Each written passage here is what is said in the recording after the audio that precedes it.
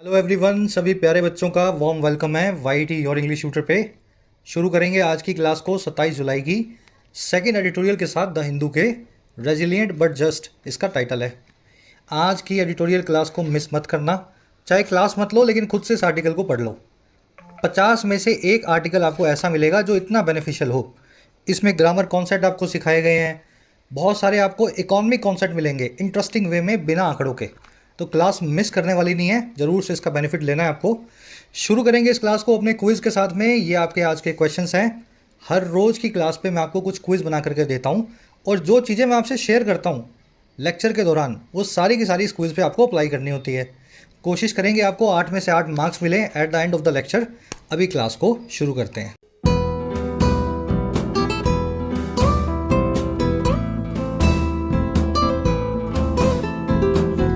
कह रहा है जी रेजिलिएंट बट जस्ट। देखिए जस्ट जो वर्ड है ना, जस्ट, इसके दो मीनिंग्स हैं इंग्लिश में। पहला मीनिंग जो आप ऑलरेडी जानते हो, जस्ट का मतलब होता है ओनली। ओनली की जगह जस्ट लगा लेते हैं ना अपने। Only 1 rupee, just 1 rupee. Only 2 kilometres, just 2 kilometres. तो ये तो पहला मीनिंग है, सबको आता है। जस्ट वर्ड का दूसरा मीनिंग है जी इक्विटेबल, अनबायस्ड, एप्रोप्रिएट या लॉजिकल। ऐसी चीज़ जो सभी के लिए बराबर हो, न्याय संगत हो, अनबायस्ड हो, उसको बोलते हैं जस्ट। और ये जो रेजिलिएंट वर्ड है ये आप बहुत बार देख चुके हैं। इसका मतलब होता है जुझारू, जो गिर के उठने की क्षमता रखता हो, जो टफ या स्ट्रॉन्ग हो, नाकामयाबी झेलने के बाद भी खड़े होने की कैपेबिलिटी रखता हो। कह रहे हैं जी जो हमें वर्ड इकॉनमी बनानी है ना, वो रेजिलिएंट तो होनी चाहिए, साथ ही साथ वो जस्ट भी होनी चाहिए। जुझारू होने के साथ साथ वो न्याय संगत भी हो। ऐसा नहीं हो कि दुनिया की 5 इकॉनमीज जो हैं बड़ी, बस वही पूरी दुनिया को चला रही हैं, चाइना, यूएसए, इंडिया, फ्रांस जो है, जर्मनी, जापान। उसके अलावा छोटी मोटी कंट्रीज जो हैं अफ्रीका में, उनको भी साथ लेकर के चलना है। तभी आपकी जो ग्रोथ है वो जस्ट हो पाएगी, न्याय संगत हो पाएगी। मीनिंग समझ गए टाइटल का? बात कर रहा है on the IMF's economic outlook and lopsided growth. बात कर रहा है इंटरनेशनल मॉनेटरी फंड नाम की इस एजेंसी के इकोनॉमिक आउटलुक की। आउटलुक का मतलब होता है आगे की प्रोजेक्शन। अगले 5 महीने में क्या होगा, 5 साल में क्या होगा, 5 डेकेड में क्या होगा। समझ पा रहे हैं? आगे की प्रोजेक्शन कहलाती है आउटलुक। कह रहा है बात हो रही है IMF का जो इकोनॉमिक आउटलुक आया है, जो प्रोजेक्शन आई है इकोनॉमी को लेकर के दुनिया की, और लॉपसाइडेड ग्रोथ की। ऐसे विकास की बात कर रहा है IMF जो लॉपसाइडेड है, जो एक तरफा है, अनबैलेंस्ड है। कुछ कंट्रीज तो बहुत तेज़ी से ग्रो करेंगी और कुछ कंट्रीज जो हैं खड्डे में जा रही हैं, अंदर जो है घुसती जा रही हैं। तो ये आउटलुक हमें यही बता रहा है जो ग्रोथ है वो लोप साइडेड रहने वाली है। अब बढ़ते हैं इसके टाइटल पैराग्राफ पे, देखें क्या कहना चाह रहा है। कह रहा है जी लोप साइडेड या one sided growth that bypasses poor Nations risk weighing down the global economic Edifice. भारी भरकम वर्ड्स है ना। कह रहा है अगर एक तरफा ग्रोथ आई, सिर्फ अमेरिका, चाइना और इंडिया ही ग्रो करते रहे, या यूरोप की कुछ कंट्रीज जो हैं अमीर कंट्रीज वही ग्रो करती रही, कह रहा है ये वैसी ग्रोथ होगी जो बाईपास करती है पुअर नेशंस को। ये वो ग्रोथ है जो बाजू में से निकल जाती है गरीब देशों के। कह रहा है ये ग्रोथ जो है ना, ये रिस्क करती है, ये जोखिम को पैदा करती है। और किस चीज़ के जोखिम को भाई? वे डाउन करने के, बोझिल बनाने के, पूरी दुनिया की इकोनॉमिक एडोफिस को, पूरी दुनिया की आर्थिक स्ट्रक्चर को, आर्थिक ढांचे को। तो ऐसी ग्रोथ हमें नहीं करवानी है जिसमें 5-10 कंट्रीज जो हैं अमीर हों अगले 20 सालों में। ग्रोथ तो वो मज़ेदार होगी जिसमें हर गरीब देश जो है अपनी आबादी को रोटी कपड़ा मकान दे सके, चाहे वो एशिया में बेस्ड हो, चाहे अमेरिका में बेस्ड हो, चाहे यूरोप में बेस्ड हो। समझ गए? स्ट्रक्चर देखेंगे सेंटेंस की। लोप साइडेड ग्रोथ आपका सब्जेक्ट है, वर्ब है इसकी रिस्क। रिस्क वर्ब का मतलब होता है जोखिम में डालना, वे डाउन करना, किसी चीज़ पे वजन रख के, बोझ रख के उसको नीचे लाना, किसी चीज़ को बर्डन करना। एडोफिस, ये वर्ड आप देखें, लिखने में गया एडिफाइस, ऐसा ही कुछ है ना, एडिफाइस या एडिफिस, बोला जाता है एडोफिस। एडोफिस का मतलब होता है ढांचा, स्ट्रक्चर, फ्रेमवर्क। चलिए, दैट आया ग्रोथ के लिए, दैट आया ग्रोथ के लिए, दैट के ओवर बाईपासिस। सिंगुलर एंटीसीडेंट है दैट का, इसलिए सिंगुलर ही वर्ब को लगाया गया। अगर यहाँ ग्रोथ्स होता, अगर यहाँ प्लूरल एंटीसीडेंट होता ग्रोथ्स, तो बाईपासिस का ES हमें यहाँ से निकालना पड़ता। आगे बढ़ के इस आर्टिकल की सारी मोटी मोटी वोकैब देख लेते हैं ताकि इस आर्टिकल को आप स्मूथली पढ़ सकें। क्लास को एक लाइक और एक शेयर जरूर से दें, और जिन बच्चों ने ऐप को डाउनलोड नहीं किया है ज़रूर से अपनी एंड्रॉयड और iOS ऐप को डाउनलोड कर लेना।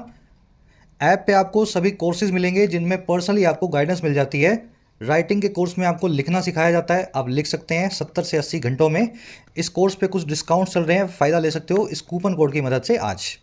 इसी तरीके से यूपीएससी कंप्लीट माइग्रेशन कोर्स में आपको UPSC prelims, mains, answer writing, essay, precis, grammar, vocab, everything is covered in this course. Hindi से, गुजराती से, बंगाली से, पंजाबी से आप इंग्लिश में माइग्रेट कर सकते हैं यूपीएससी किसी भी सिविल सेवा एग्ज़ाम के लिए, इसका भी फ़ायदा ले सकते हैं। बैंकिंग का कोर्स भी अवेलेबल है जिसमें प्रीलिम्स, मेंस सभी बैंकिंग एग्जाम्स की आपको तैयारी करवाई जाती है। इसी तरीके से सभी एसएससी एग्जाम्स का भी फुल प्रैक्टिस पैकेज अवेलेबल है। Download the app today, comment section में ऐप का लिंक रखा है। चलिए अब आगे बढ़े, क्लास को शुरू करें। ये कॉन्टैक्ट नंबर है टीम से बात करने का व्हाट्सएप के थ्रू। ये अपनी आज की वोकैब शीट है। यूनिलेटरल से लेकर के अबाउंट तक 6 वर्ड्स हैं अपने पास, भारी भरकम। यूनिलेटरल क्या होता है जी? जिसका लेटरल यूनि हो, जिसकी तरफ जो है वो एक ही हो, जो एक तरफा हो वो यूनिलेटरल है।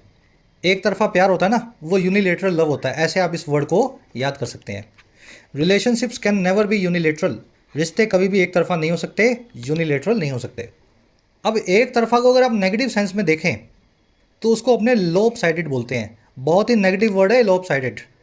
जैसे दो टीम्स हैं, एक बहुत भारी भरकम टीम है, एक गली मोहल्ले की टीम है। कैसा होगा इनका मैच आपस में? इनका मैच होगा लॉप साइडेड मैच। ये गली मोहल्ले की टीम को जो है, ये भारी भरकम सी टीम जो है ठीक से खेलने भी नहीं देगी। तो आप देख के क्या बोलेंगे? This is a lop sided match, है ना। तो नेगेटिव वर्ड है, एक तरफा के लिए यूज होता है। You will see this word in the article today. चलिए अगला वर्ड देखते हैं अपना, एडुफिस। अभी बताया था वर्ड आपको, स्ट्रक्चर को बोला जाता है एडुफिस, ढांचे को। The whole political and social edifice of the nation is about the collapse. पूरी जो पॉलिटिकल और सोशल एडुफिस है, राजनीतिक और सामाजिक ढांचा जो है देश का, वो कोलैप्स होने वाला है, ढहने की कगार पे है।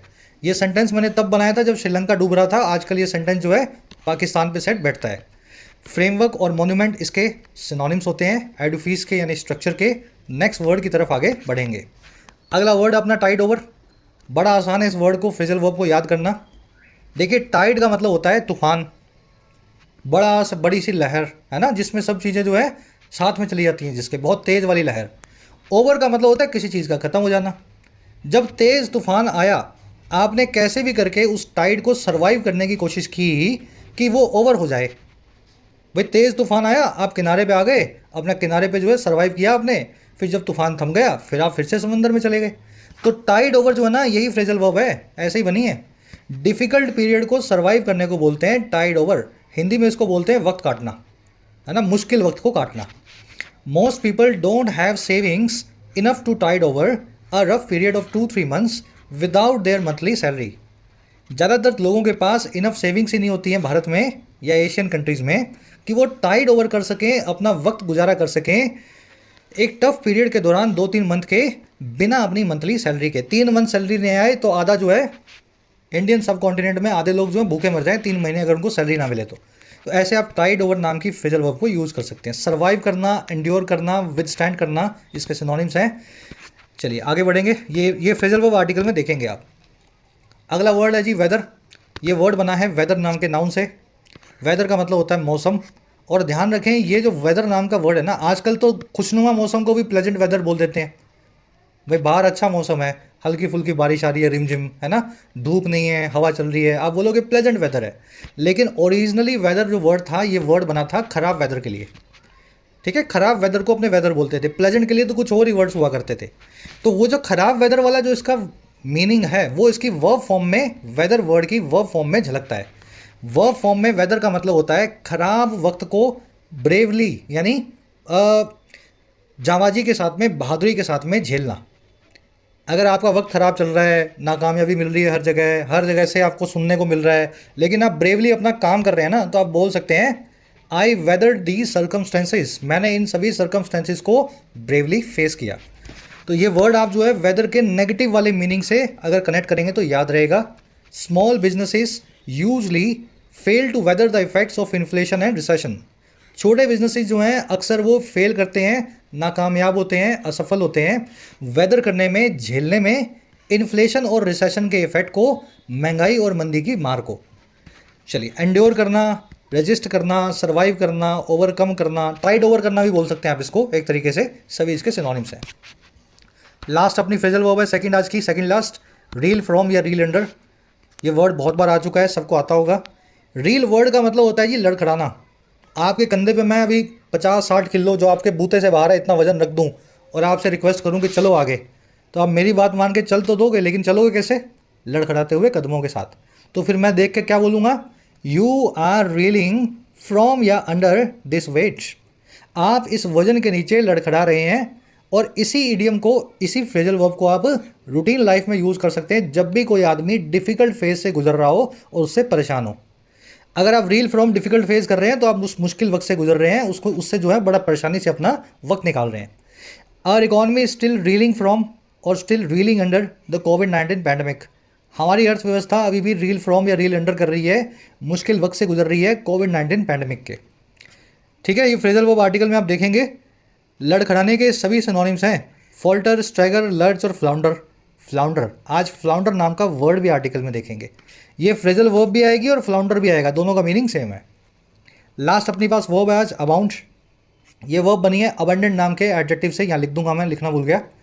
अबंडेंट का मतलब होता है जो मात्रा में बहुत ज़्यादा हो, जो प्लेंटी ऑफ हो ना, प्लेंटी हो। अबंडेंट से अबाउंड वर्ब बनाया गया है, इसका मतलब होता है किसी चीज़ का अबंडेंस में होना। अबंडेंस मतलब किसी चीज़ की प्रचुरता, किसी चीज़ की बहुत बड़ी क्वांटिटी। और अबंडेंट अबाउंड वर्ब बन गई इसकी, जो है अपने नाउन से वर्ब को बना दिया। Rumours of the couple secret marriage abound. जो रूमर्स हैं, जो अफवाहें हैं इस कपल की सीक्रेट मैरिज की, वो अबाउंड हैं, वो अबंडेंस में हैं, हर तरफ फैली हुई हैं। चलिए 5-6 वर्ड्स हैं, डिटेल में हो गए। कुछ लोगों का सजेशन था कि संडे को सर 15 मिनट का वोकैब सेशन लिया करो जिसमें पूरे वीक की वोकैब आ जाए। तो क्या आइडिया है, कैसा आपको लगता है, ज़रूर से आज कमेंट्स में बताना। संडे आ रहा है, सेशन को आज से ही बनाना शुरू करेंगे, 2 दिन मुझे लगते हैं। तो ये 15-20 मिनट का सेशन हर संडे को अपने करना शुरू करेंगे। कमेंट्स में लिखना, आपके रिस्पॉन्स के ऊपर ही सेशन को प्रिपेयर किया जाएगा। चलिए अब आर्टिकल पे आ जाओ, एक समरी आपको दें किस बारे में लिखा गया पता लगे। बड़ी आसान सी समरी है। IMF की नई ग्रोथ फोरकास्ट आई है, जिसमें IMF कह रहा है कि दुनिया जो है ना, उसके ग्रोथ करने के आसार थोड़े बढ़ गए हैं पिछले 3-4 महीनों को देखते हुए। थोड़ी महंगाई कम हो गई है, थोड़ा रशिया यूक्रेन की जो वॉर है उसका प्रभाव भी कम हो गया है। लेकिन हमारा आर्टिकल क्या कह रहा है, इस पूरी जो प्रोजेक्शन है, जो आउटलुक है जिसको IMF ने पब्लिश किया है, इससे बात एक और भी समझ आ रही है। वो बात ये है कि ये सिर्फ अमीर देशों पे अप्लाई होती है। ये किसी युगांडा पे, सोमालिया पे, या किसी इथियोपिया पे, है ना, या किसी अर्जेंटीना पे अप्लाई नहीं हो रही। गरीब देश जो हैं आज भी, अर्जेंटीना तो काफ़ी अच्छा देश है, गरीब देश नहीं है, इंडिया से ज़्यादा उसकी आपको पर कैपिटा मिलेगी। वैसे जो गरीब देश आप समझ गए ना, अफ्रीका और एशिया के गरीब देशों को ये इकोनॉमिक आउटलुक अप्लाई नहीं होता है। गरीब देश आज भी गरीब है और कल भी गरीब रहने वाले हैं। तो ऐसी दुनिया बनाओ जो सबको साथ लेकर के चल सके, नहीं तो ये जो आप ग्लोबल इकोनॉमिक स्ट्रक्चर देख रहे हो ये ढह जाएगी, चाहे अमीर देश कितने भी अमीर हो जाएं। आज की टोन एनालाइज कर रहा है पूरे मामले को और कंसर्न्ड है कि ये lop sided growth, one sided growth कितनी नुकसानदेह हो सकती है लॉन्ग टर्म में। ठीक है, एनालाइजिंग और कंसर्न आज की टोन्स है। शुरू करें आर्टिकल को। अब ये फिल्मी स्टोरी है, ये जो बॉलीवुड फिल्म देखते हो ना, वैसी स्टोरी की तरह इसको प्रोसेस करना। कह रहा है जी, the international monetary fund's latest update to its world economic outlook posits a global economy showing signs of having weathered its most recent challenges। कह रहे जो IMF का, इंटरनेशनल मॉनेटरी फंड का लेटेस्ट अपडेट है, लेटेस्ट प्रोजेक्शन आया है, जो outlook आया है, और किस चीज़ को लेकर के, इसके इकोनॉमिक आउटलुक को लेकर के, आर्थिक जो है पॉसिबिलिटीज़ को लेकर के, प्रोजेक्शंस को लेकर के, वर्ल्ड के, पूरी दुनिया के। कह रहा है ये जो आउटलुक, ये जो अपडेट है ना, ये अपडेट पॉजिट करती है। पॉजिट का मतलब होता है जी अज्यूम करना, सजेस्ट करना, किसी चीज़ को कैलकुलेट करके सबके सामने रखना कि मेरा मानना तो ये है, मेरा मानना तो ये है। तो ये अपडेट का कहना है कि इसका मानना ये है, पॉजिट ये करती है कि एक ऐसी ग्लोबल इकोनॉमी को, एक ऐसी आर्थिक ग्लोबल जो अर्थव्यवस्था को, जो शो कर रही है साइंस को, और साइंस किस चीज़ के, वेदर कर चुकने के, झेल चुकने के, इसके ज़्यादातर रीसेंट चैलेंजेस को, ज़्यादातर हाल की चुनौतियों को। अब ये कौन कौन सी चुनौतियाँ हैं भाई? ये चुनौतियाँ हैं ये वाली सारी। कह रहा है जी जिसमें शामिल है including the bank collapses in the US and Switzerland and likely poised to expand by 3% इन 2023। कह रहा है ये चैलेंजेस वो हैं जिसमें शामिल है बैंकों का ढह जाना अमेरिका में और स्विट्जरलैंड में। अमेरिका में अभी वो कौन सा बैंक ढहा था, 2-3 बैंक से ना जो ख़राब हो गए थे, जो टेक्नोलॉजी से रिलेटेड थे। स्विट्जरलैंड में क्रेडिट्स हुई है। कह रहे हैं जिसमें शामिल है बैंकों का ढहना। और जो कि लाइकली पोइज्ड है, जो कि संभावित तौर पे तैयार है, पोइज्ड है, और किस लिए, एक्सपैंड करने के लिए, ग्रो करने के लिए 3% से 2023 में। लंबा सेंटेंस है लेकिन इसकी स्ट्रक्चर बाय स्ट्रक्चर आपने इसको देख लिया। एक बार रिपीट करता हूँ, आईएमएफ का जो अपडेट आया है दुनिया की इकोनॉमिक प्रोजेक्शन को लेकर के, ये अज्यूम और प्रेजेंट करता है एक ऐसी ग्लोबल इकोनॉमी को। कैसी ग्लोबल इकोनॉमी? दो तरह की। पहली वो इकोनॉमी जो शो करती है साइंस को कि ये वेदर कर चुकी है, झेल चुकी है अपने सारे चैलेंजेस को, जिसमें शामिल है बैंक्स का कोलैप्स हो जाना अमेरिका और स्विट्जरलैंड में। और दूसरी वो ऐसी इकोनॉमी जो लाइकली पोइज्ड है, जो संभावित तौर पे तैयार है, पोइज्ड है, वेल बैलेंस्ड है कि वो एक्सपैंड करे 3% से 2023 में। इकोनॉमी के लिए दोनों एडजेक्टिव्स आए हैं, पहला है शोइंग प्रेजेंट पार्टिसिपल, दूसरा है पोइज्ड पास्ट पार्टिसिपल। अपडेट आपका सब्जेक्ट है, पॉजिट्स इसकी वर्ब है। पॉजिट आपने देख लिया, किसी चीज़ को अज्यूम करके सबके सामने रखना, हिंदी में इसको बोलते हैं, मेरा मानना है ये। वेदर करना समझ चुके आप, किसी बुरी चीज़ को झेलना, ब्रेवली जो है किसी चीज़ का सामना करना। पोइज्ड यानी रेडी, इसको वेल बैलेंस्ड भी बोल सकते हैं। I am poised for this exam या I am poised for cracking this exam, मैं पूरे तरीके से तैयार हूँ इस एग्ज़ाम को क्रैक करने के लिए। आगे क्या हुआ? कह रहे जी ये सब अच्छी अच्छी बातें तो हो गई, but the funds marginal 20 basis points upgrade to its April projections which were released in the wake of banking failures and concerns at the time about the then yet to be resolved US debt ceiling standoff does little to provide reassurances। इतना ही पढ़ेंगे, लंबा sentence. कह रहे लेकिन बात यह है कि ये जो फंड है, फंड कौन है भाई? इंटरनेशनल मॉनेटरी फंड को इसने फंड लिख के छोड़ दिया, एफ बड़ा कर दिया, आईएमएफ की बात कर रहा है प्रॉपर नाउन बना के। कह रहा है लेकिन आईएमएफ का जो थोड़ा सा मार्जिनल सा 20 बेसिस पॉइंट का जो अपग्रेड है ना, 20 बेसिस पॉइंट का मतलब होता है पहले आपकी अपग्रेड थी 4.4 या 4.40, अब हो गई 4.60। बेसिस पॉइंट्स कितने बढ़े? 20 बेसिस पॉइंट्स। कह रहे लेकिन जो फंड ने सिर्फ 20 बेसिस पॉइंट का जो अपग्रेड किया है, जो बढ़ा के बताया है अपनी अप्रैल की प्रोजेक्शंस को, जो कि इसने रिलीज की थी इन द वेक ऑफ, बाद में, इन द वेक ऑफ मतलब फॉलोइंग या बाद में, और ये किसके बाद? बैंकिंग फेलियर्स के बाद में, बैंकों के ढह जाने के बाद में, और उन कंसर्न्स के बाद में जो उस वक्त हुआ करते थे, एट द टाइम थे, और किस चीज़ को लेकर के? ये बारे में थे उस वक्त की येट टू बी रिजॉल्व उस प्रॉब्लम के जिसका नाम था US date ceiling stand of. अब इसके अंदर नहीं घुसेंगे, ये एक समस्या हुआ करती थी जिसको जुलाई में यूएस ने सुलझा लिया। कह रहे ये जो प्रोजेक्शंस हैं जिसमें 20 बेसिस पॉइंट आईएमएफ ने बढ़ाए हैं, और बढ़ाए कब है? पुराने वाले में जो तब आए थे जब बैंक सारे डूब रहे थे और यूएस में ये वाली समस्या खड़ी हुई थी। कह रहे ये प्रोजेक्शन जो है, ये जो अपग्रेड है, ये लिटरली कर पाती है, ये थोड़ा सा ही कुछ करती है, और क्या देने में? हमें देने में रीअश्योरेंस को, भरोसे को। और किस चीज़ का भरोसा? दैट वो ये the world economy is still out of the woods, कि जो भारत, जो वर्ल्ड इकॉनमी है वो अभी भी आउट ऑफ द वुड्स है, खतरे से बाहर है। आउट ऑफ द वुड्स मतलब खतरे से बाहर होना। सेंटेंस समझे नहीं समझे? इसकी भावना समझे नहीं समझे? भाई अप्रैल का आंकड़ा इसने मई में दे दिया था, मई में सब तरफ लगी हुई थी आग। अमेरिका में वो कौन सा बैंक है, नाम भूल गया मैं उसके, 2-3 बैंक जो है अमेरिका में कोलैप्स हुए थे। स्विट्जरलैंड की एक बैंक है बहुत बड़ी, क्रेडिट्स हुई, इसको जो है बिकवाली हुई इसकी। उस वक्त जो अप्रैल के आंकड़े इसने दिए थे, और ये जो यूएस का स्टैंड ऑफ भी चल रहा था डेट सीलिंग का, उन आंकड़ों को आज इसने सिर्फ 20 बेसिस पॉइंट बढ़ा के बताया है। ये सारी समस्याएं जब खत्म होगी उसके बाद। कह रहा है ये 20 बेसिस पॉइंट हमें देख करके ये लगता है कि आज भी दुनिया जो है आउट ऑफ द वुड्स नहीं हुई है। सब कुछ सही होने के बाद भी इनका 20 बेसिस पॉइंट बढ़ाना ये बताता है कि खतरे तो अभी भी बहुत सारे हैं। अपग्रेड जो है डज लिटिल, डज इसकी वर्ब है। विच आया है जी अप्रैल की प्रोजेक्शंस के लिए। प्रोजेक्शन मतलब आउटलुक, किसी चीज़ का आगे का अंदाज। विच की वर्ब है वर रिलीज्ड, क्योंकि प्रोजेक्शंस प्लूरल है इसलिए विच की वर्ब भी प्लूरल है, वर लगा के हमने लिखी है। इन द वेक ऑफ और इन द आफ्टरमाथ ऑफ, इन दोनों का मतलब होता है बाद में, आफ्टर में या फॉलोइंग में, है ना, ऐसे इनको याद रखें। अच्छा, स्टैंड ऑफ समझते हैं, एक ऐसी अवस्था, एक ऐसी स्टेट जहाँ पे चीज़ें फंस जाती हैं, इसको डेडलॉक भी बोलते हैं। अमेरिका की डेट सीलिंग फंस गई थी, फिर उसको अमेरिका ने अब अपनी कांग्रेस के अंदर पार्लियामेंट में आगे जो है बढ़वाया है। आउट ऑफ द वुड्स एक इडियम है, इसका मतलब होता है खतरे से बाहर होना। वुड्स का मतलब होता है जंगल, जो चीज़ जंगल में है वो खतरे में है। अगर आउट ऑफ द वुड्स है तो आउट ऑफ जंगल या आउट ऑफ डेंजर है। इसका बिल्कुल उल्टा होगा इन द वुड्स, जो चीज़ आज भी खतरे में है, जंगल में है, तो इन डेंजर लिख सकते हैं। और तीसरा इससे इडियम बनता है babe in the woods. Babe का मतलब होता है बच्चा, इन द वुड्स मतलब खतरे में। ऐसा बच्चा जो बहुत ही इनोसेंट हो, या कोई भी इंसान जो बहुत इनोसेंट हो, लेकिन समझ गए ना अपने आसपास के कैसा माहौल है हमारे आसपास, हर आदमी खतरनाक है, कोई उसमें कोई इनोसेंट सा आदमी आपको मिल जाए तो आप उसको बोलेंगे babe in the woods. Babe in the woods का मतलब होता है भोला वाला। भाई छोटा सा बच्चा है और जंगल में फंस गया है ना, बहुत ही भोला वाला आदमी, बेब इन द वुड्स। तीनों ईडियम याद रखना भाई, कभी ना कभी एसएससी बैंक आपसे पूछ लेगा। अब आगे बढ़ते हैं। आगे कह रहा है जी, as the IMF chief economist Pierre Olivier Gourinchas cautioned on Tuesday, many challenges still cloud the horizon. While some adverse risks have moderated, the balance remains tilted to the downside.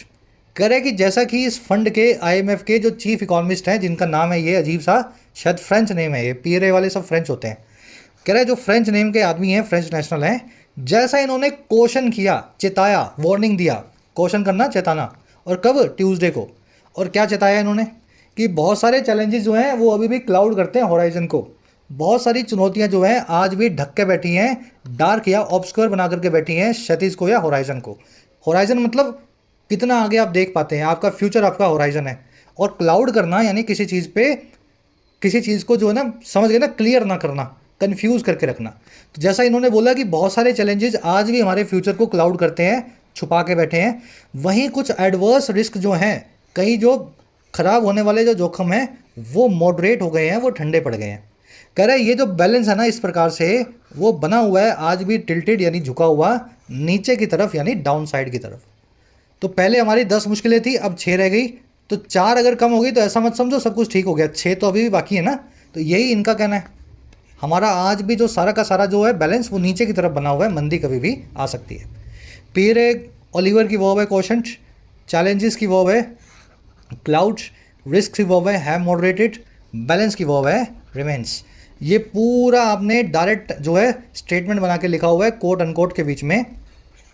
अगर इसको इनडायरेक्ट में change कर दूंगा और that लगा दूंगा तो फिर ये सारी वर्ब्स चेंज हो जाएंगी। प्रेजेंट इंडेफिनिट पास्ट इंडेफिनिट में, प्रेजेंट परफेक्ट पास्ट परफेक्ट में, और अगेन इंडेफिनिट जो है पास्ट इंडेफिनिट में। समझ पा रहे हैं ना जो बच्चे बेसिक्स कर चुके हैं? नरेशन वाला टॉपिक है। अगर इसको निकाल दें अभी तो नरेशन में चेंज करना पड़ेगा, डायरेक्ट जो है स्टेटमेंट को इनडायरेक्ट बनाना पड़ेगा, बीच में दैट लगाएंगे और सारी वर्ब्स को चेंज कर देंगे प्रेजेंट वालियों को पास्ट में। चलिए आगे बढ़ते हैं। कह रहा है जी that risk abound both known and unsighted would be an understatement. कह रहा है जी दैट, ये बात की, कौन सी बात, कि रिस्क जो है वो अभी भी अबाउंड करते हैं। अबाउंड करना किसी चीज़ का प्रचुरता में होना, अबंडेंस में होना, कि रिस्क जो है आज भी बहुत सारे हैं, दोनों ही, जो नॉन भी हैं और जो अनसाइटेड भी हैं। ऐसे रिस्क जिनको हम जानते भी हैं और ऐसे रिस्क जिनको हम अभी देख भी नहीं पाए हैं। कह रहे ये बात की, ये होगी एक अंडरस्टेटमेंट अपने आप में। एक अंडरस्टेटमेंट क्या होती है? किसी चीज़ को कम करके बताना, कमतर करके बताना, है ना। दैट जो है ना, दैट इसकी वर्ब है वुड बी, रिस्क जो है इसकी वर्ब है अबाउंड। अबाउंड होना किसी चीज़ का अबंडेंस में होना, प्रचुरता या बहुतायत में होना। अब देखो वो सारी की सारी रिस्क आपको बताएगा। कह रहे for starters the 2 largest economies the US and China have slowed down appreciably and face increased uncertainty amid global and domestic headwinds. कह रहा है सबसे पहली बात तो ये एग्जाम्पल अगर आपको दें, फॉर स्टार्टर्स, अगर शुरुआती बात करें तो दुनिया की जो सबसे बड़ी 2 इकोनॉमियाँ हैं, चाइना की और अमेरिका की, वो स्लो डाउन कर चुकी हैं, धीमी पड़ चुकी हैं बहुत ज़्यादा एप्रिशिएबली। एप्रिशिएबली मतलब जिस चीज़ को आप एप्रिशिएट करें, सिग्निफिकेंट हो जो, और वो फेस कर रही हैं, सामना कर रही हैं बढ़ी हुई अनिश्चितताओं का, अनसर्टेनिटी का, जो चल रही हैं अमिड, इस चीज़ के बीचों बीच अमिड, और वो चीज़ है ग्लोबल एंड डोमेस्टिक हेडविंड्स। ऐसी हेडविंड्स, ऐसे चैलेंजेस जो ग्लोबल और डोमेस्टिक नेचर के हैं, अंतर्राष्ट्रीय और देसी जो है प्रकृति के हैं। अब ये हेडविंड्स वर्ड देख लेना, चैलेंजेस को, अनफेवरेबल कंडीशंस को बोलते हैं हेडविंड्स। सेंटेंस समझ में आ गया आपको? इकोनॉमीज की वर्ब है हैव स्लोड डाउन, दूसरी वर्ब है face, they have slowed down and they face increase uncertainty. Headwind word कैसे बना है? जब प्लेन जा रहा होता है सामने की तरफ, सामने की तरफ, ये इसके पंख हैं, ये इस तरफ जा रहा है, तो इसकी नोक पे जो, हेड पे जो विंड्स लग रही हैं सामने से, ये प्लेन को उड़ने में मदद करती हैं या गिराने में मदद करती हैं? ऑफकोर्स गिराने में करेंगी ना। भाई सामने से जो हवा आ रही है, जो विंड आ रही है हेड की तरफ, वो प्लेन की रफ्तार को कम करेंगी। अनफेवरेबल कंडीशन बनाएंगी किसी भी प्लेन के लिए। तो हेड विंड मतलब अनफेवरेबल कंडीशन। और अगर यही विंड इसकी टेल की तरफ आ जाए, प्लेन के पीछे की तरफ से हवा लगने लगे, तो प्लेन की रफ्तार बढ़ जाएगी, इसको बोलेंगे टेल विंड। टेल विंड का मतलब है फेवरेबल कंडीशन। दोनों वर्ड्स को आप फ्लाइट से किसी भी विमान से जोड़ करके देखेंगे तो हमेशा याद रहेंगे, हेड विंड्स और टेल विंड्स। चलिए, कह रहा in the US the surpluses from pandemic era cash transfers made to help families tied over the distress wrought by COVID-19 and the cost of living crisis in its aftermath have all but depleted। अब ये America China की दोनों समस्याओं को बताएगा। कह रहे हैं अमेरिका में अगर देखें जो सरप्लस आया था, जो एक्स्ट्रा कैश आई थी, और कहाँ से? पैंडमिक के एरा में जो कैश ट्रांसफ़र हुए, पैंडमिक एरा में जो लोगों को मुफ्त में कैश बांटा गया वहाँ की सरकार के द्वारा। और कह रहे हैं जो मेक किए गए थे हेल्प करने के लिए, जो ट्रांसफ़र दिए गए थे मदद करने के लिए फैमिलीज़ को, परिवारों को, कि वो टाइड ओवर कर सकें। टाइड ओवर करना, अपनी जो है मुश्किल टाइम को सर्वाइव करना, कि वो सर्वाइव कर सकें उस डिस्ट्रेस को, उस समस्याओं को जो रोट बाय हैं, जिनको रोट किया गया है, इंड्यूस किया गया है, इंस्टिगेट किया गया है, भड़काया गया है। और किसके द्वारा? कोविड-19 पैंडमिक के द्वारा। और जो कि हेल्प करेंगे फैमिलीज़ को टाइड ओवर करने में कॉस्ट ऑफ लिविंग क्राइसिस को, पैंडमिक के आफ्टरमाथ में जो आया था, in the wake of pandemic आया था। कॉस्ट ऑफ लिविंग क्राइसिस मतलब चीज़ों के दाम बढ़ गए, अब आप वैसे लिव ही नहीं कर पा रहे हो जैसे आप पहले लिव करते थे, कॉस्ट बढ़ चुकी है। कह रहे ये सारे सरप्लस, ये सारा पैसा जो था लोगों की जो है जेबों में, दीज सरप्लसेस हैव डिप्लीटेड, अब ये डिप्लीट हो चुका है, ख़त्म हो चुका है। आई बात समझ में? अमेरिका ने तकरीबन 2-3 ट्रिलियन डॉलर्स वहाँ के लोगों को बांटे, उनके खातों में डाल दिए, अकाउंट्स में, कि घर बैठे हो, पैंडमिक है, नौकरी नहीं है, कोई बात नहीं, अपना खाना पीना लाते रहो। जैसे इंडिया में अनाज बांटते हैं ना अपने, तो वहाँ पे उन्होंने कैश बांट दिया। कह रहा वो कैश भी अब 2 साल हो गए लोगों के पास ख़त्म हो गया। तो ये सारा surplus have, the surpluses have depleted. Deplete होना किसी चीज़ का रन आउट हो जाना, ख़त्म हो जाना। ये जो ऑल बट फ्रेज है, इसका मतलब होता है नियरली या ऑलमोस्ट, लगभग बोल सकते हैं, और नियरली या ऑलमोस्ट। इन द आफ्टरमाथ और इन द वेक दोनों का मतलब होता है इस चीज़ के बाद में या इस चीज़ के फॉलोइंग। टाइड ओवर करना, किसी चीज़ में मुश्किल वक्त में सर्वाइव करना। और कुछ देखने वाला है? रॉट का मतलब होता है क्रिएटेड या इंड्यूस्ड। ये वो डिस्ट्रेस थी, ये वो परेशानी थी जो क्रिएट की गई थी या भड़काई गई थी कोविड-19 के द्वारा। और क्या हुआ?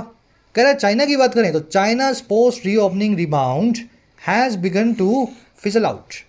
चाइना का कोविड के बाद में जो रीओपनिंग हुई लॉकडाउन्स के बारे बाद में, उससे जो रिबाउंड आया, देखिए बाउंड वर्ड का मीनिंग होता है जंप। बाइंड और बाउंड दो अलग अलग वर्ड्स हैं इंग्लिश में। बाइंड का मतलब होता है बांधना किसी चीज़ को रस्सियों से, और बाउंड का मतलब होता है उछलना, जंप करना। रिबाउंड का मतलब क्या होगा? किसी चीज़ का फिर से उछल करके, जंप करके खड़ा हो जाना। कह रहे चाइना में जो रिबाउंड आया था अर्थव्यवस्था में, वो बिगन हो चुका है, शुरू हो चुका है, फिजल आउट होना, धीमे धीमे खत्म होना। और ये कैसे? With the economy floundering on the shoals of a contraction in the key real estate. कह रहा है और ये हुआ है इकॉनमी के फ्लाउंडर करने के साथ ही, लड़खड़ाने के साथ ही, स्टैगर करने के साथ ही, उन शवाल्स पे, उन किनारों पे। शवाल मतलब किनारा, समंदर का किनारा होता है ना, उसको शवाल बोलते हैं। वो किनारा है कॉन्ट्रैक्शन का, सिकुड़न का, मंदी का, इनके बहुत इंपॉर्टेंट रियल इस्टेट सेक्टर में। चाइना की ये समस्या है, कह रहा है इस चीज़ के साथ ही। और ये चीज़ है combined with weakening consumption and slumping overseas demand for its exports. कह रहा है ये है कंबाइंड विद, जुगलबंदी में कम होते हुए चाइनीज़ कंजम्पशन के साथ ही, चाइना की बाज़ारों में उपभोग के कम होते हुए साथ ही, और कमज़ोर बढ़ती हुई ओवरसीज डिमांड के साथ ही जो है चाइनीज़ एक्सपोर्ट्स के लिए। तो चाइना की इसने सारी समस्याएं इस सेंटेंस में बताई हैं।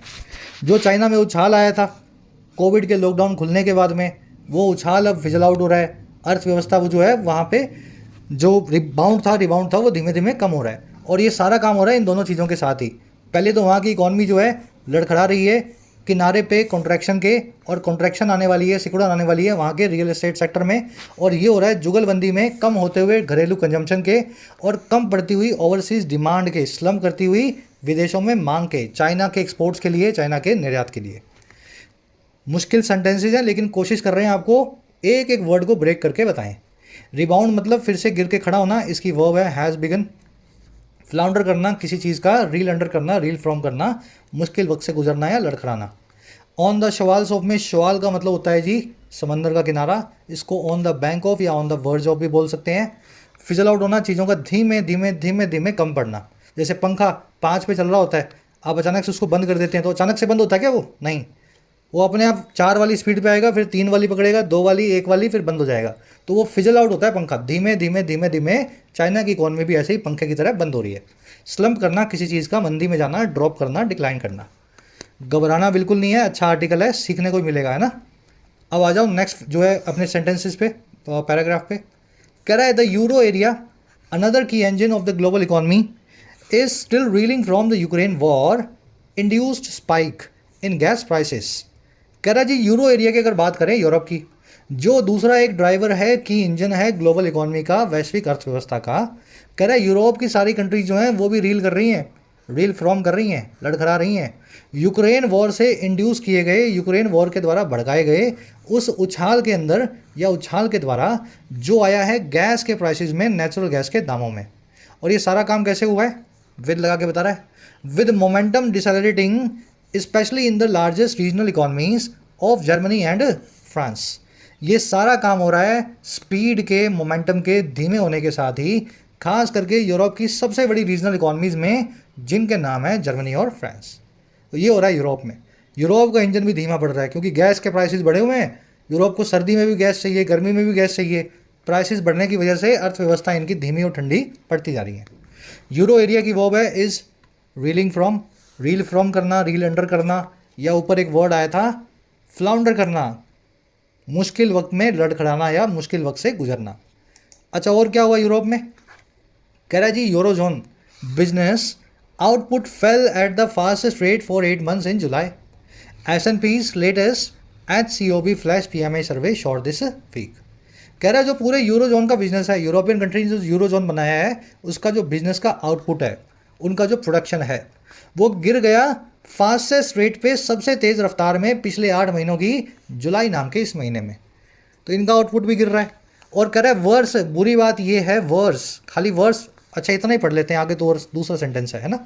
कह रहा है ये बताया है S&P के इस सर्वे ने, जिसका नाम है ये बड़ा सा HCOB flash PMI survey, this week इसने ऐसा शो किया।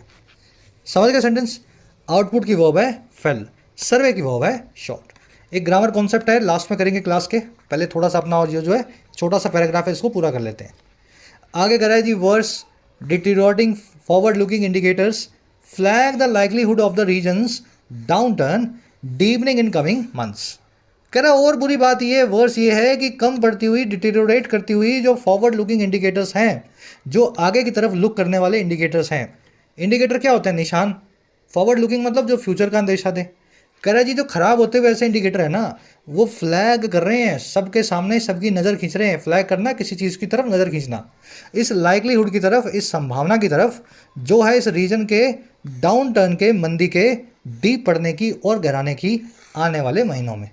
तो यूरोप में पहले ही समस्याएं चल रही हैं और आगे के इंडिकेशन ये आ रहे हैं कि समस्याएं बढ़ेंगी, कम नहीं होने वाली। Indicators flag the likelihood of region's downturn. Indicators आपका सब्जेक्ट है, फ्लैग इसकी वर्ब है। फ्लैग करना यानी किसी चीज़ पे सबका ध्यान खींचना, और खास करके नेगेटिव चीज़ पे, किसी की गलती को फ्लैग करना, किसी के फेलियर को फ्लैग करना, है ना। डिटीरियोरेटिंग यहाँ पे एडजेक्टिव है। डिटीरियोरेट का मतलब होता है चीज़ों का बद से बदतर होना, चीज़ों का खराब होना। करे and with the inflation particularly core inflation remaining well above central bank's targets, policy makers may be left with little option but to stay the course. कह रहा और जो इन्फ्लेशन है, खास करके जो मोटा वाला इन्फ्लेशन है, कोर इन्फ्लेशन। इन्फ्लेशन हर चीज़ में हो सकता है, खाने पीने की चीज़ों में, लग्जरी गुड्स में, कंज्यूमर प्रोडक्ट्स में। हम सबकी बात नहीं कर रहे अलग अलग, हम कोर इन्फ्लेशन की बात कर रहे हैं, सबका मिला करके। हेडलाइन इन्फ्लेशन भी इसको बोलते हैं। कह रहा और जो इन्फ्लेशन है, खास करके कोर इन्फ्लेशन, कह रहा है उसके रहने के साथ ही, रिमेन करने के साथ ही, काफ़ी ज़्यादा यूरोप के बैंकों के टारगेट के, यूरोप के बैंकों के ऑब्जेक्टिव के। कह रहा है इसके साथ ही होगा ये, वहाँ के जो पॉलिसी मेकर्स हैं, यूरोप की कंट्रियों के जो नेता हैं, जो संसदें हैं वहाँ की, वो बच जाएंगी, लेफ्ट विद हो जाएंगी, ना के बराबर ही ऑप्शन के साथ, ना के बराबर ही विकल्प के साथ, सिवाय बट स्टे द कोर्स करने के। स्टे द कोर्स करना यानी रास्ते पे बरकरार रहना, जो रास्ते पे चल रहे हो उसको स्टे करना। तो उनके पास कोई और ऑप्शन नहीं होगा बजाय इस रास्ते पे चलने के। और ये रास्ता किस चीज़ का है, ये रास्ता है इस खराब चीज़ का। On inflation taming but demand retarding monetary tightening. ये रास्ता है इन्फ्लेशन को टेम करने वाली, इन्फ्लेशन को शांत करने वाली, लेकिन डिमांड को भी शांत कर देने वाली, साथ ही साथ मॉनेटरी टाइटिंग का या लिक्विडिटी को टाइट करने का। कहने का मतलब ये है इंटरेस्ट रेट बढ़ाई जा रही है और उससे क्या हो रहा है, इन्फ्लेशन को ठंडा किया जा रहा है, लेकिन उससे डिमांड भी कम हो रही है, क्योंकि इंटरेस्ट रेट बढ़ेगी तो डिमांड अपने आप जो है कम हो जाएगी, रिटार्ड हो जाएगी। तो इनके पास कोई और रास्ता बचा ही नहीं है, ये डिमांड को नुकसान पहुंचाने वाली लेकिन इन्फ्लेशन को कम करने वाली इस रास्ते पे इनको स्टे द कोर्स करना ही पड़ेगा। They are left with little option but to this. भावना समझ गया ना सेंटेंस की। इस पूरी चीज़ के साथ ही पॉलिसी मेकर्स के पास ये अब खाली एक ऑप्शन रह गया है। पॉलिसी मेकर्स ऑफ यूरोप आपका सब्जेक्ट है, मे बी लेफ्ट विद इसकी वर्ब है। When you are left with something आपके पास बस वही ऑप्शन रह जाता है ना। They are left with little option. Stay the course करना, किसी रास्ते पे कोर्स पे स्टे करना, रास्ते पे बरकरार रहना। रिटार्ड करना यानी किसी चीज़ का धीमा करना, स्लो डाउन करना। कह रहा Russia's termination of the Black Sea grain deal could also push up grain prices by as much as 15%। कह रहा है फिर एक और समस्या है, रशिया का जो टर्मिनेशन है ब्लैक सी ग्रेन डील का। अब ये ग्रेन डील क्या है, इसको आप नेट पे पढ़ लेना। यूक्रेन से दुनिया भर में अनाज जाता है, ग्रेन जाता है, और रशिया से एक डील की थी यूक्रेन और टर्की ने मिलकर के कि इस वॉर से आप ग्रेन का एक्सपोर्ट रोकेंगे नहीं। कह रहा है रशिया ने जो इस डील पे पानी फेंक दिया है, इस डील को टर्मिनेट कर दिया है। कह रहा है ये चीज़ भी पुशअप करने वाली है, इंक्रीज करने वाली है अनाज के दामों को, और कितना 15% तक, by as much as 15%। As much as एक एडजेक्टिव फ्रेज समझ लो, ये किसी बड़े आंकड़े के आगे लगाया जाता है हैरानी को बताने के लिए। इसको हुपिंग या स्टैगरिंग भी बोल सकते हैं, तो बाय हुपिंग 15% या बाय स्टैगरिंग 15% भी लिख सकते थे। ठीक है, बारीकी बता रहा हूँ मैं आपको। ये एज मच एज का मतलब इतना बड़ा आंकड़ा है तो उसके आगे एज मच एज लगा करके मैं अपना थोड़ा सा सरप्राइज आपको दिखाऊंगा। टर्मिनेशन यानी चीज़ों को ख़त्म करना। टर्मिनेशन ऑफ द डील का वर्ब है कुड पुशअप। पुशअप करना, चीज़ों को ऊपर लाना, इंक्रीज करना। कह रहे जी mister Gourinchas want affecting some low income economies in Africa. कह रहा है और इस चीज़ को जो है गोरिंचास ने वार्न किया कि ये जो बढ़ेगा 15% ये अफेक्ट करते हुए बढ़ेगा, प्रभावित करते हुए बढ़ेगा कुछ लो इनकम इकॉनमीज को, कुछ गरीब देशों को अफ्रीका के। गोरिंचास की वर्ब है वांट। कह रहे the IMF economist also pointed to the heightened debt vulnerabilities among many frontier economies and stressed the urgent need for a concerted global debt resolution। कह रहे जी IMF के जो चीफ इकोनॉमिस्ट हैं मिस्टर गोरिंचास, जो ये कह रहे हैं कि अफ्रीका भूखा मर जाएगा अगर ये ग्रेन डील जो है रशिया ने फिर से स्टार्ट नहीं की। कह रहे इन्होंने इस चीज़ की तरफ भी पॉइंट करके कह दिया, इशारा करके बोल दिया, जो चीज़ है बढ़ी हुई डेट की वल्नरेबिलिटीज़। डेट मतलब कर्जा, वल्नरेबिलिटी मतलब आपकी कमजोरी, डिफेंसलेसनेस, आपकी मजबूरी। तो इन्होंने इशारा करके बताया बढ़ी हुई कर्जे की मजबूरी की तरफ जो आ रही है कई फ्रंटियर इकॉनमीज़ में, कई ऐसी अर्थव्यवस्थाओं में जो फ्रंटियर हैं, जो अभी अंडर डेवलप्ड हैं, जो अभी बढ़ रही हैं आगे, डेवलपिंग है। और इन्होंने स्ट्रेस किया, जोर देके कहा उस अर्जेंट नीड को, इस अर्जेंट ज़रूरत को जो है concerted global debt resolution initiative की, सबके मिले जुले अंतर्राष्ट्रीय कर्जे को निपटाने वाले कदम की। और ये क्यों कदम उठाना है, ये कदम उठाना है to help highly indebted countries from sliding into debt distress, ताकि हेल्प कर सकें बहुत ज़्यादा कर्जाऊ कंट्रीज़ को, जिन्होंने कर्जा बहुत ओट रखा है, स्लाइड करने से, फिसल जाने से डेट की डिस्ट्रेस में, कर्जे की परेशानियों में। तो इन्होंने ये भी बोला कि श्रीलंका जैसी कंट्रीज़ जो हैं, मलेशिया जैसी या ग्रीस जैसी जो कंट्रीज़ हैं जिन्होंने बहुत सारा कर्जा ओट रखा है, इनके लिए कुछ करना पड़ेगा, डेट रिजोल्यूशन प्लान लाना पड़ेगा, इनकी नई EMI PMI बनाओ, नहीं तो ये कंट्रीज जो हैं 20 सालों में डूब जाएंगी, है ना, स्लाइड इनटू कर जाएंगी कर्जे से होने वाली डिस्ट्रेस में। इकोनॉमिस्ट की वर्ब है पॉइंटेड, दूसरी वर्ब है स्ट्रेस्ड। इन्होंने पॉइंट किया इनकी इस कमजोरी की तरफ, कर्जे वाली कंट्रीज़ की, और इन्होंने स्ट्रेस किया इनकी कमजोरी को दूर करने की नीड की तरफ। फ्रंटियर मतलब जो फ्रंट में है, जिनको अभी आप धीरे धीरे डेवलप कर रहे हो। वल्नरेबिलिटी मतलब आपकी कमजोरी, आपकी मजबूरी, डिफेंसलेसनेस भी बोलते हैं इसको।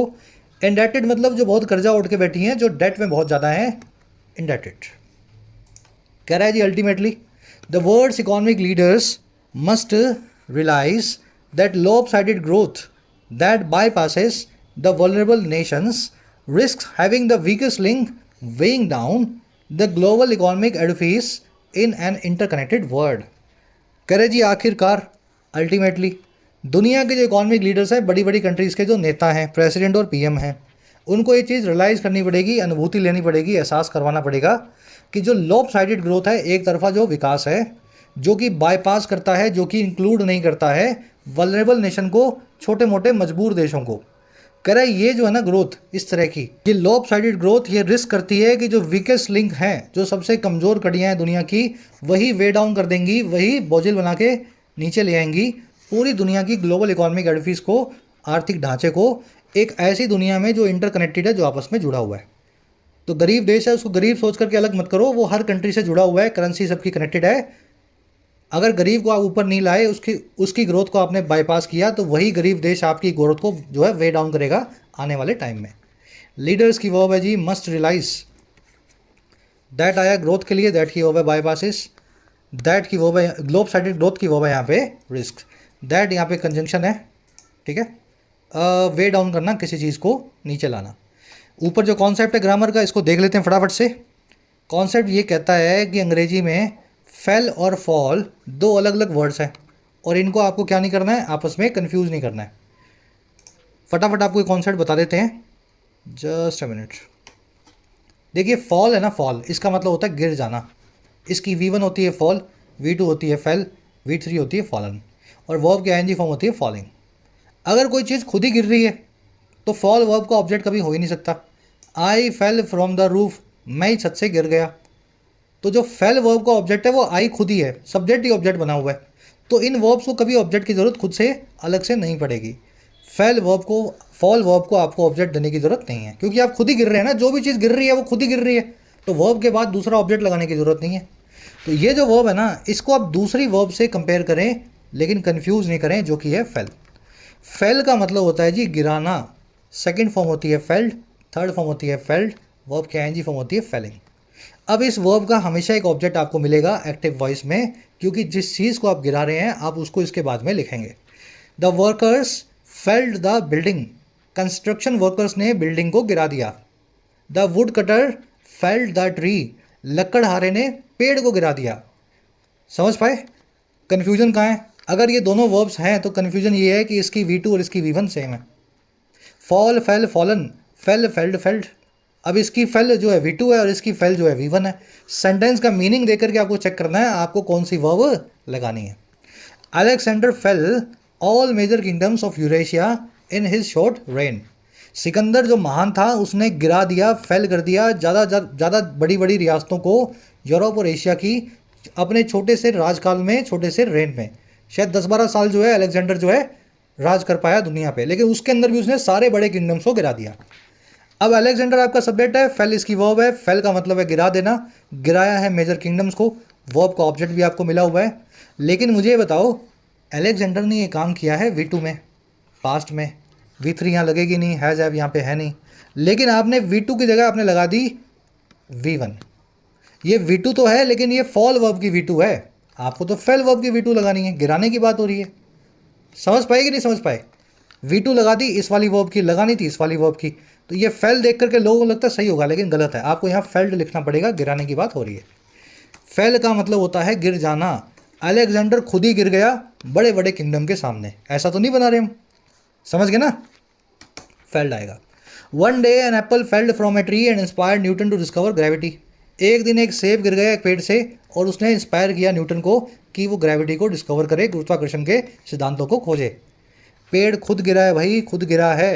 Apple fell from the tree, ना कि फेल्ड। पेड़ ने किसी को नहीं गिराया, एप्पल खुद गिरा था, इसलिए आप फेल लिखेंगे ना कि फेल्ड। तो ये आपको प्रैक्टिकली जो है ना सेंटेंस के मीनिंग से सही वर्ब को निकालना होगा। अगर आपको V1 V2 V3 आती है तभी इस काम को आप कर पाएंगे।